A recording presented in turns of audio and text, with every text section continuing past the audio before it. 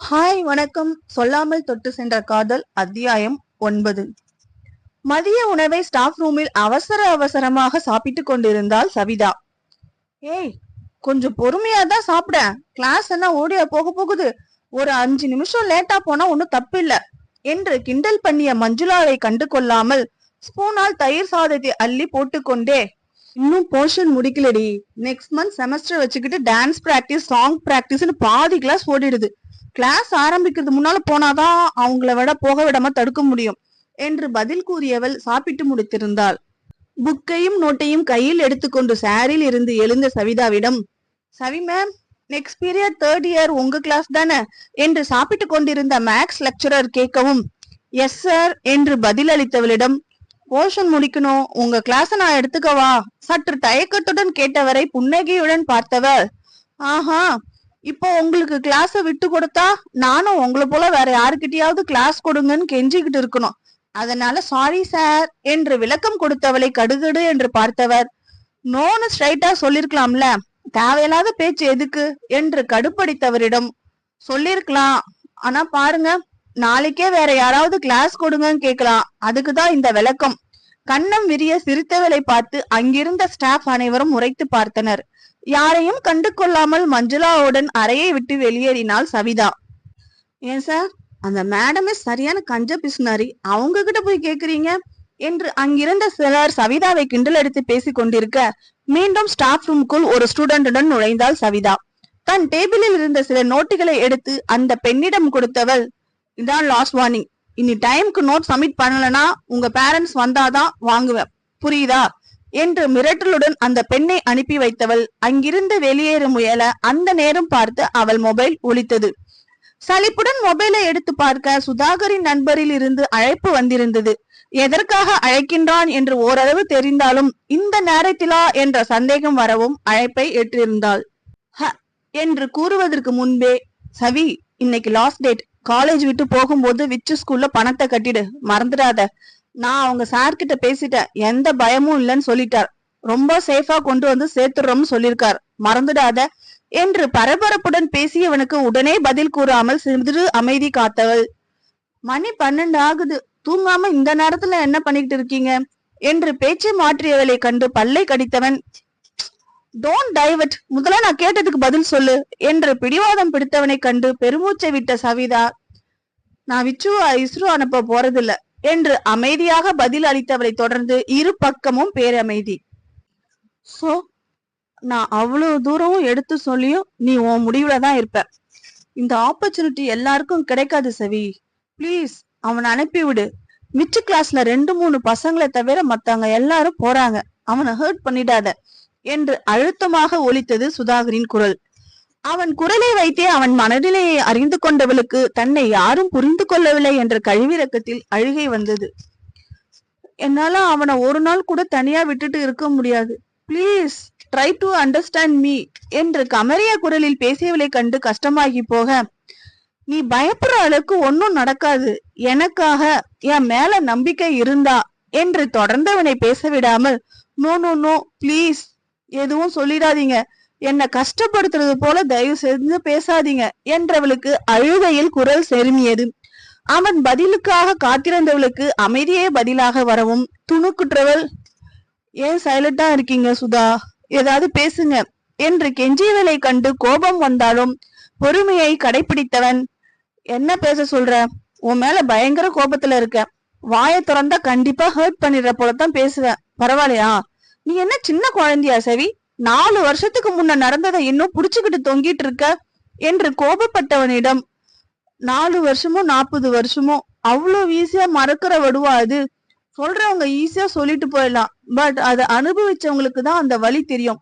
இவ்வளவு பேசுற நீங்க உங்க ஒய்ஃப் இருந்ததும் எதுக்கு அமெரிக்கால இருக்க பிடிக்காம கனடா ஷிஃப்ட் ஆனீங்க என்ற சவிதாவை கண்டு சலிப்பாக மூச்சை இழுத்து விட்ட சுதாகர், எதுக்கு எதை முடிச்சு போடுற, அப்புறம் எதுக்கு நான் பேசும் போதெல்லாம் ஹம் ஹம் சரி சரின்னு சொன்ன, முடியாதுன்னு ஸ்ட்ரைட்டா சொல்லிருக்க வேண்டியதானே, நானும் விச்சுக்கிட்ட ஃபால்ஸ் ஹோப் கொடுத்திருக்க மாட்டேன்.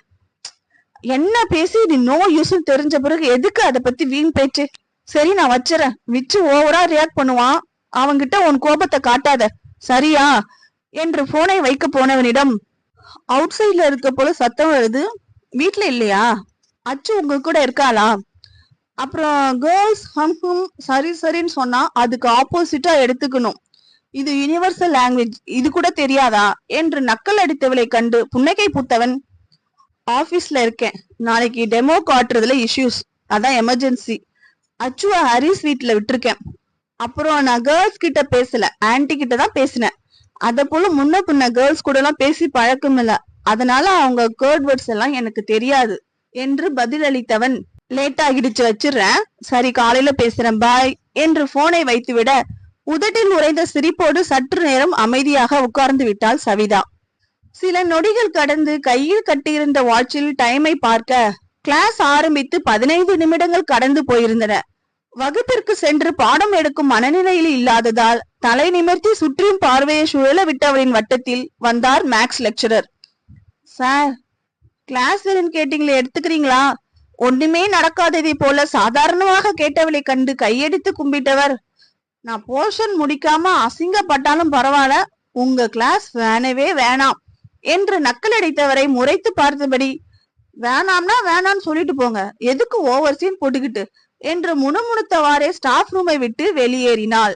அவள் எடுக்க வேண்டிய வகுப்புக்கு சென்று பார்த்தால் பாதி கிளாஸ் கல்ச்சரல் புரோகிராமுக்கு பிராக்டிஸ் என்று கிளம்பி இருந்தது.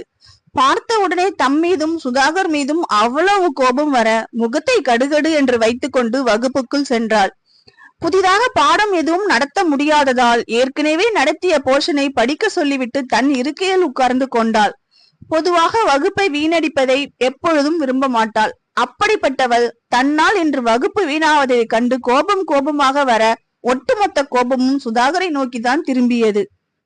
விச்சுவின் பள்ளியில் இருந்து 7ஆம் வகுப்பில் இருந்து 12ஆம் வகுப்பு வரை உள்ள மாணவர்களை நாளை இஸ்ரோக்கு அழைத்து செல்கின்றனர். தானும் போவேன் என்று அடம்பிடித்த விஸ்வாவின் முயற்சிகள் அனைத்தும் தோல்வியில் முடிய சுதாகரின் உதவியை நாடினான். தான் பார்த்து கொள்வதாக வாக்கு கொடுத்த சுதாகர் கடந்த ஒரு வாரமாய் சவிதாவின் மனதை மாற்றும் முயற்சியில் ஈடுபட்டிருந்தான். அவன் பேசும் பொழுதெல்லாம் சரி சரி என்று பதிலளித்தவள் ஒரு தடவை கூட மறுத்து பேசவில்லை. அதனாலேயே சுதாகரும் விச்சுவிற்கு நம்பிக்கை கொடுத்திருந்தான். ஏனோ மகனை தனியாக அனுப்ப அவளின் மனம் ஒப்புக்கொள்ளவில்லை. உள்ளே இனம் புரியாத பயம். தன் அம்மா அப்பா தோழிகள் விச்சுவை அனுப்ப சொல்லி அவளை கட்டாயப்படுத்தினாலும் அவளால் முழுமனதாக அதை ஏற்றுக்கொள்ள முடியவில்லை. வீட்டிற்கு சென்றதும் மகன் என்ன பிரச்சனை செய்வானோ என்ற கவலையில் உட்கார்ந்து இருந்த அவளின் சிந்தனையை கலைத்தனர் முதல் பெஞ்சில் உட்கார்ந்திருந்த மாணவிகள். மேம் என்று சற்று தயங்கி அழைத்ததை தொடர்ந்து பாடத்தில் ஏதோ சந்தேகம் என்று நினைத்து அவர்களின் அருகில் சென்று நின்று கொண்டாள். தங்கள் அருகில் சவிதா வந்ததும் தங்களுக்குள் கஞ்சாடை காட்டி நீ கேளு என்று ஒருத்தரை ஒருத்தர் மாற்றி மாற்றி கூறுவதை கண்டவள் பாட சம்பந்தம் பட்டதில்லை என்று புரிய எஸ் என்றால் அழுத்தமாக ஒற்றை புருவத்தை ஏற்றி. ஏற்கனவே சவிதா என்றால் பயம், இதில் ஒற்றை புருவத்தை ஏற்றி மூஞ்சை கடுகடு என்று வைத்திருந்தவளை கண்டு பயந்தாலும், மேம் இந்த சாரி உங்களுக்கு சூப்பரா இருக்கு, முன்ன உங்க சாரி எல்லாமே டல் கலர்ஸா இருக்கும், பட் ரீசன்ட் டைம்ல செமையா சாரி கட்டிட்டு வரீங்க மேம், துணிச்சலுடன் கூறிவிட்டாள் மாணவி ஒருத்தி. அவள் சொல்லி முடித்த அடுத்த நொடியே சவிதாவின் முகம் வெக்கத்தில் சிவந்து போனது. சட்டென்று முகத்தை சாதாரணமாக வைத்துக் கொண்டு தேங்க்ஸ் என்று புன்னகையுடன் நகர்ந்தவள், இதுக்குத்தான் கூப்பிட்டீங்களா, வேற டவுட் இல்லையா என்ற கேள்வியுடன் பார்த்தவளுக்கு இல்லை என்று அவர்கள் தலையாட்டும் முகத்தில் தவழ்ந்த புன்னகையுடன் அங்கிருந்து நகர்ந்து சென்றாள். தன்னுடைய இருக்கையில் உட்கார்ந்தவளுக்கு என்ன முயன்றும் முகத்தில் தோன்றிய இளநகையை மறக்க முடியவில்லை. குனிந்து தன் புடவையை பார்த்தவளின் சிரிப்பு நன்றாகவே இதழ் விரித்து மலர்ந்தது. தன் எதிரே இருந்த புக்கை திறந்து வைத்து அதில் பார்வையை பதித்தவளின் கவனம் சத்தியமாக அதில் இல்லை. மாறாக இந்த புடவையை தேர்வு செய்தவனின் மீதுதான் அவள் சிந்தனை முழுவதும் இருந்தது. சுதாகர் சவிதாவின் நட்பு 1.5 வருடங்களுக்கு முன் தோன்றி இன்று வரை கண்ணியமாக வெற்றிகரமாக ஓடிக்கொண்டிருக்கும் நட்பு. ஆம், சென்னையில் ஆரம்பித்த நட்பு இன்றும் போன் வழியாக தொடர்ந்து கொண்டுதான் இருக்கின்றது. நெருங்கிய நட்புகளிடம் கூட பகிர்ந்து கொள்ளாத முடியாத ரகசியத்தை எல்லாம் இருவரும் தயக்கமின்றி பகிர்ந்து கொண்டனர். சொந்தங்கள் கூட வாரத்துக்கு ஒரு முறைதான் போனில் பேசிக்கொள்ளும். ஆனால் இவர்களோ தங்கள் துணையை விட்டு பிரிந்து வேறு நாட்டில் வாழ்பவர்களைப் போல தினமும் ஒரு முறையாவது பேசிக் கொண்டனர். இவ்வளவு நெருக்கத்திலும் அவள் மேல் கொண்டுள்ள அன்பை இன்று வரை சவிதாவிடம் வாய் வார்த்தையாக பகிர்ந்ததில்லை. ஆனால் தன் செயலால் அவளை உணர செய்திருந்தான். விஸ்வாவின் நலனில் அவன் எடுத்துக்கொள்ளும் அதிக அக்கறை தான் கூறாமலே விச்சுவின் வகுப்பு ஆசிரியரிடம் தன்னை அறிமுகப்படுத்தி அவன் படிப்பை பற்றி அறிந்து கொள்வதில் இருந்தும் அவன் விருப்பப்பட்டான் என்று தன் எதிர்ப்பை மீறி மியூசிக் வகுப்பில் சேர்த்து விட்டதை வரை கண்டவளுக்கு இதை சாதாரணமாக எடுத்துக்கொள்ள முடியவில்லை. ஒரு தந்தையின் ஸ்தானத்தில் இருந்து விச்சுவிற்கு அனைத்தையும் பண்ணுவதை சங்கடத்துடன் பார்த்திருந்தால் ஒழிய சுதாகரை நிறுத்த முயலவில்லை. இதற்காக இரு காரணங்களை அவன் மனது சுட்டிக்காட்டியது. ஒன்று, விஸ்வாவின் முகத்தில் தெரிந்த சந்தோஷம். முன்பு போல ஏக்கமான பார்வைகள் இன்று இருந்த இடம் தெரியாமல் மாயமாய் மறைந்து போயின. அடுத்து, தான் கூறினாலும் சுதாகர் கேட்டுக்கொள்வான் என்ற நம்பிக்கை இல்லாததால், கூடவே அவன் மனம் நோகக்கூடாது என்ற எண்ணத்தினாலும், தன்னிடம் வராதவரை எந்த பிரச்சனையும் இல்லை என்று முடிவில் இருந்ததால் அவனின் எந்த செய்கைக்கும் மறுப்பு கூறாமல் அமைதி காத்தாள். இந்த புடவையை கூட தீபாவளிக்கு அவன் வாங்கி கொடுத்ததுதான். புடவையை கட்ட மறுத்து சண்டை போட்டவரிடம் ஒரு வாரம் பேசாமல் அமைதி காத்து பலவிதமாக பேசி ஜஸ்ட் ஃப்ரெண்டா நினைச்சுதான் எடுத்து கொடுத்தேன். ஓ மனசுல தப்பான எண்ணம் என்னன்னா கட்டு என்று குழப்பி கட்ட சம்மதிக்க வைத்திருந்தான். அவன் எடுத்து கொடுத்த புடவையை கட்டி கண்ணாடியில் பார்த்தவளுக்கு தன் உருவத்தை கண்டு ஆசை வர, அன்றிலிருந்து அவன் செலக்ட் செய்த கலர்களை அடிப்படையாக கொண்டு புடவைகளை வாங்கி உடுத்தினாள். காலேஜில் இருந்து வீட்டிற்கு வந்தவளை தொங்கிய முகத்துடன் வரவேற்றான் விச்சு. அன்றிரவு முழுவதும் முகத்தை தூக்கி வைத்துக் கொண்டு தன்னிடம் பேசாமல் சுற்றி கொண்டிருந்த மகனை கண்டு வேதனையாக இருந்தாலும், என்னை விட உனக்கு டூர் முக்கியமா என்ற கோபத்தில் இவளும் பதிலுக்கு முகத்தை தூக்கி வைத்துக் கொண்டு அமைதி காத்தாள். தாயும் மகனும் இரவு உணவை சாப்பிடாமல் பட்டினியாகவே உறங்கி போனார்கள். மறுநாள் வழக்கம் போல சவிதா காலேஜ் கிளம்பிவிட, பள்ளியில் இன்று இஸ்ரோ செல்வதால் வீட்டில் இருந்தான் விஸ்வா. வீட்டிலிருந்து கிளம்பும் போது மகனிடம் தன்மையாக பேசி சாரி கேட்டு சமாதானம் படுத்திய பின்பே காலேஜுக்கு கிளம்பியிருந்தாள் சவிதா. 2 நாட்களாய் வேலையில் மூழ்கி இருந்ததால் அன்று ஆபீஸிற்கு விடுப்பு போட்டு தூங்கி கொண்டிருந்தான் சுதாகர். இன்னும் ஹரிஷ் வீட்டிலிருந்து கூட மகளை அழைத்து வரவில்லை. ஆழ்ந்து தூங்கி கொண்டிருந்தவனின் மொபைல் தொடர்ந்து ஒலிக்கவும் கஷ்டப்பட்டு கண்ணை திறந்து பார்த்தவன் மணியை பார்க்க நள்ளிரவு 1 என்று காட்டியது. இந்த நேரத்துல யார் என்ற யோசனையோடு போனை எடுத்து பார்க்க சவிதாவின் நம்பர் மின்னியது. அடுத்த நொடியே பதறி போய் அழைப்பை ஏற்றவன் சவி என்றவனின் குரலில் பயம் அப்பட்டமாக தெரிந்தது. எதிர்முனையில் பதில் இல்லாமல் போக மீண்டும் சவி என்று அழுத்தி அழைத்தவனுக்கு கஷ்டமா இருக்கு, யாரும் என்ன முக்கியமா நினைக்கல, எனக்கு இங்க இருக்கவே பிடிக்கல, நான் போறேன் என்ற விச்சுவின் அழுகுறையில் ஒரு நொடி ஆடி போனான் சுதாகர். பொறுப்பில்லாத அவன் பேச்சை கேட்டவனுக்கு கோபம் வந்தாலும் அவன் நிலையில் இருந்து தன்னை பொருத்தி பார்த்தவனின் உள்ளம் அச்சிறுவனை நினைத்து கலங்கி போனது. விச்சுபாய் என்று அன்பொழுக அழைத்தவனின் பாசத்தை உணர்ந்து கொள்ளாமல், சும்மா விச்சுபாய் விச்சுபாய்ன்னு கூப்பிடுறீங்களே தவிர உங்களுக்கும் என் மேல பாசம் இல்ல, உங்களுக்கும் என்ன பிடிக்காம போயிடுச்சு, ஐ வாண்ட் டு டை, நான் எங்க அப்பா இருக்கிற இடத்துக்கே போறேன், எங்க அம்மாவை பாத்துக்குங்க என்று அழுதவனை கண்டு உண்மையில் பயந்து போனான். தந்தையின் அன்புக்கு எங்கும் சராசரி சிறுவன். தாய் பாசத்தை தந்தையின் இழப்பு மழுக்கடித்ததால் அதை உணர மறந்து தந்தையின் இடத்தில் தன்னை பொருத்தி பார்க்க துடிக்கும் இளம் ரத்தம். அந்த நொடி எப்படி கையாள்வது என்று புரியாமல் திணறி போனான் சுதாகர். இனி பூசி மொழிகி பேசி பயனில்லை என்று உணர்ந்தவனாக, விச்சுபாய், உனக்கு பிடிச்சாலும் பிடிக்கலனாலும் நீ என்னோட விச்சுபாய் தான், புரியுதா என்று ஆரம்பித்தவன், டு யூ லவ் யுவர் அம்மா என்றவனின் கேள்விக்கு பதில் கூறாமல் அமைதி காத்தவனிடம் மீண்டும் to you love her R not என்று அழுத்தி கேட்க, எஸ் என்று உள்ளே போன குரலில் பதில் அளித்தவனிடம், நீயே சொல்லு, லவ்னா என்ன என்றும் மீண்டும் கேள்வி கேட்டான். அன்பு, பாசம் என்று தயக்கத்துடன் பதில் அளித்திருந்தான் சவிதாவின் புதல்வன். எஸ், அன்பு, பாசம், இப்படி நிறைய சொல்லிக்கிட்டே போகலாம். ஒருத்தவங்க மேல உண்மையான பாசம் வச்சா அவங்களை கஷ்டப்படுத்தி பாதியில விட்டுட்டு போக நம்மால முடியுமா சொல்லு என்று நிறுத்தியவன், இப்போ நீ உங்க அம்மாவை விட்டுட்டு சாகணும்னு சொல்ற, அப்போ உன் லவ் ஃபேக்கா, இல்ல உங்க அம்மா உன் மேல வச்ச லவ் பொய்யா என்று அவனிடமே கேள்விகள் கேட்க பதில் கூற முடியாமல் திணறி போனான். பின், no, I love my mom wholeheartedly, அவங்க ஹாப்பியா இருக்கத்தான் உங்களை மேரேஜ் பண்ணிக்க சொன்னேன் என்று அழுத விச்சுவை கண்டு கொள்ளாமல், அப்போ உங்க அம்மா ஹாப்பியா இல்லைன்னு நீ ஃபீல் பண்ற, என்றவனுக்கு எஸ் என்று பதில் அளித்தவனிடம், ஏன் உங்க அம்மா அன்ஹாப்பியா இருக்காங்க தெரியுமா? Because she loves your daddy. அவரு போனாலும் இன்னும் உங்க அப்பா மேல வச்ச லவ் நினைச்சு உனக்காக வாழ்ந்துட்டு இருக்காங்க. அவங்களோட ஒரே சந்தோஷம் நீதான். நீயும் அவங்கள கஷ்டப்படுத்தினா பைத்தியக்காரி ஆகிடுவா உங்க அம்மா. இதான் உனக்கு வேணுமா? 1 இயர் முன்னாடி நான் பார்த்த விச்சு நீ இல்ல. அந்த விச்சு அவங்க அம்மா மேல பயங்கர பாசமா இருந்தான். அவங்க அம்மா ஹாப்பியா இருக்கணும்னு என்ன கல்யாணம் பண்ணிக்க சொன்னான். பட் இப்ப இருக்க விச்சு செல்பிஷ். தன்னை மட்டும்தான் நினைக்கிறான். அம்மா எப்படி போனா எனக்கு என்ன மனநிலையில இருக்கான் என்று விச்சுவுக்கு புரியும் விதத்தில் சற்று உரைத்து பேச ஓ என்று கதறிவிட்டான் விஸ்வா. அவன் அழுது முடிக்கும் வரை பொறுமையாக அழைப்பில் காத்திருந்த சுதாகர், விச்சுபாய், எப்பவும் ஞாபகத்துல வச்சுக்க, எல்லாத்தையும் விட அம்மாதான் முக்கியம். அம்மா இல்லாத உலகம் நரகம்டா கண்ணா. புரிஞ்சுக்கோ. நீ சின்ன பையன் இல்ல. நீ சாகணும் நினைச்ச அடுத்த நொடியே உங்க அம்மா செத்துருவா. இல்லாத அப்பாக்காக இருக்கிற அம்மாவை தொலைச்சிடாத என்று அறிவுரை கூறியவன் விடாமல் அழுதவனையும் சமாதானப்படுத்தி தெளிய வைத்தான். சாரி, இனிமே அப்படி பேச மாட்டேன். அம்மா கிட்டயும் கோபத்தை காட்ட மாட்டேன் என்று உறுதி அளித்தவன் மெல்ல, உங்களுக்கு தான் அச்சு அம்மா இல்ல, ஆனா நீங்க மட்டும் எப்படி அம்மாவை கல்யாணம் பண்ண ஓகே சொன்னீங்க?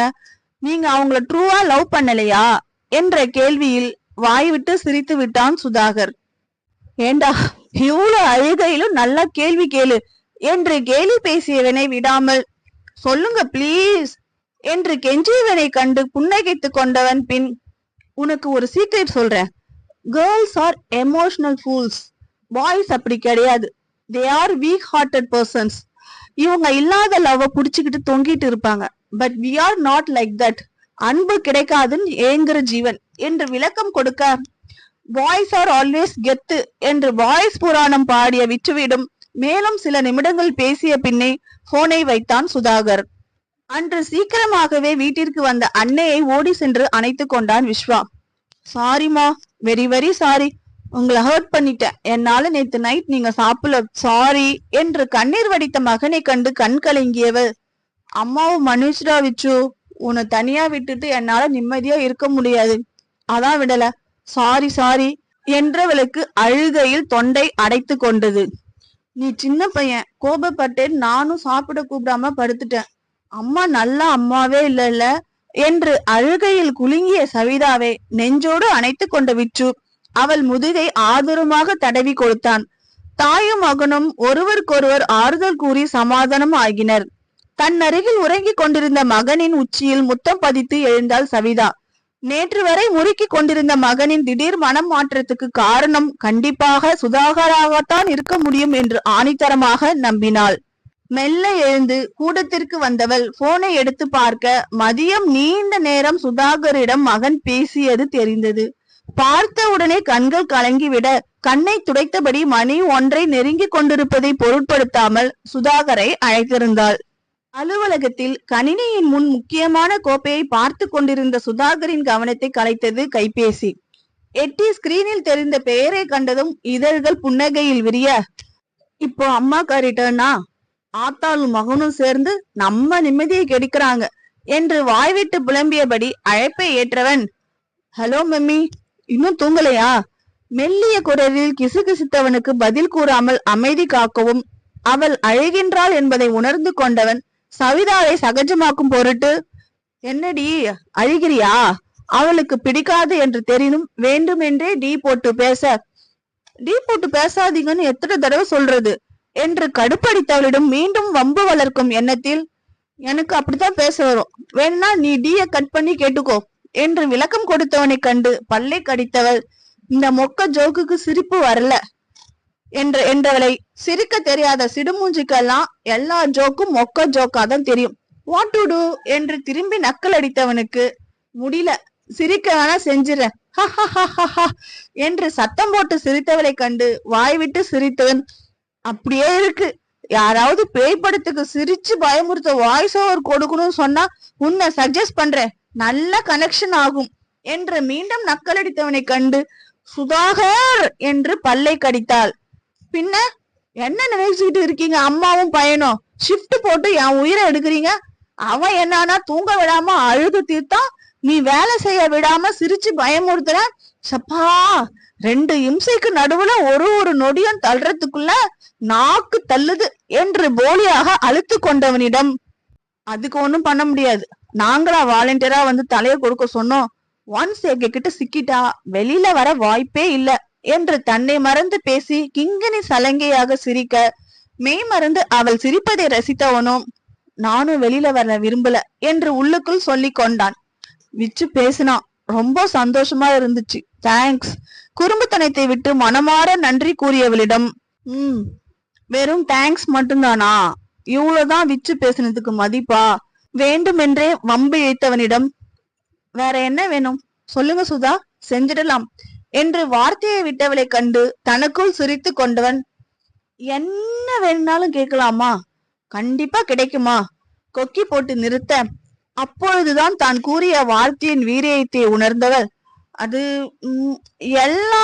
எல்லாம் கிடையாது, என்னால முடிஞ்சத கண்டிப்பா செய்வேன் என்று வாக்கு கொடுத்தவள், ப்ளீஸ் சுதா, ஹர்ட் பண்ற மாதிரி எதுவும் கேட்டுடாதீங்க என்றதையும் கூட சேர்த்து சொன்னாள்.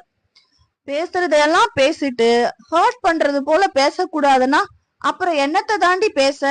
சிறு எரிச்சலுடன் கேட்டவனிடம், டீ போட்டு பேசாதீங்கன்னு எத்தனை தடவை சொல்றது, பிளீஸ் என்று கோபப்பட்டவளிடம், அப்படித்தான் பேசுவேன், என்ன பண்ணுவ?